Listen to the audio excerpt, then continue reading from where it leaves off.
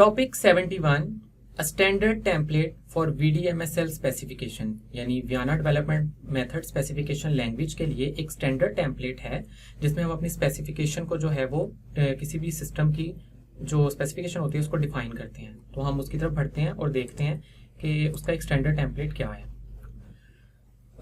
Generalized template for a VDMSL specification. We are now in position to provide a generalized template for a VDMSL specification. Any specification that we now present will conform to this template. तो हमने जो भी अब कोई specification लिखनी है जो किसी भी सिस्टम के बारे में होगी तो वो इस टेम्पलेट को जो है वो इस फॉलो करते हुए हम वो लिखेंगे, जो कि इस फिगर में आपको दिखाया भी गया है। You should note that not every clause would necessarily appear in every specification.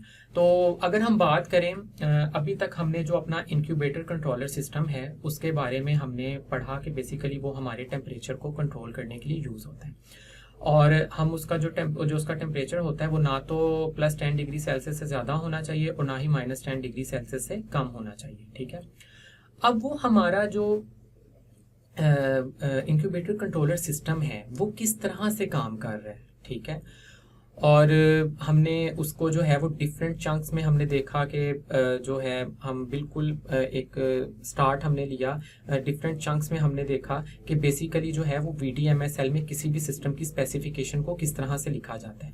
तो वो अभी तक हमने वो सारा जो था वो एक चंक्स की सूरत में पढ़ा। ठीक है, अब हमने यहाँ पे उसकी एक कंप्लीट जो स्पेसिफिकेशन है उसको लिखना है। ठीक है, इंक्यूबेटर कंट्रोलर सिस्टम की।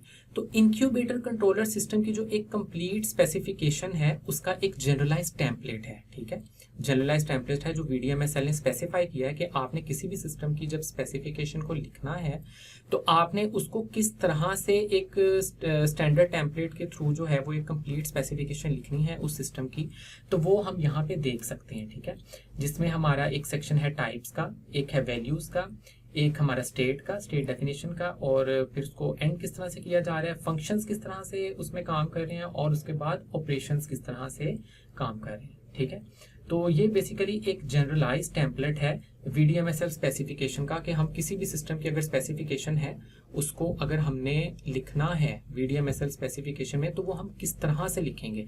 तो हम इस टेम्पलेट को फॉलो करते हुए हम VDMSL स्पेसिफिकेशन जो है वो किसी भी सिस्टम की लिखेंगे।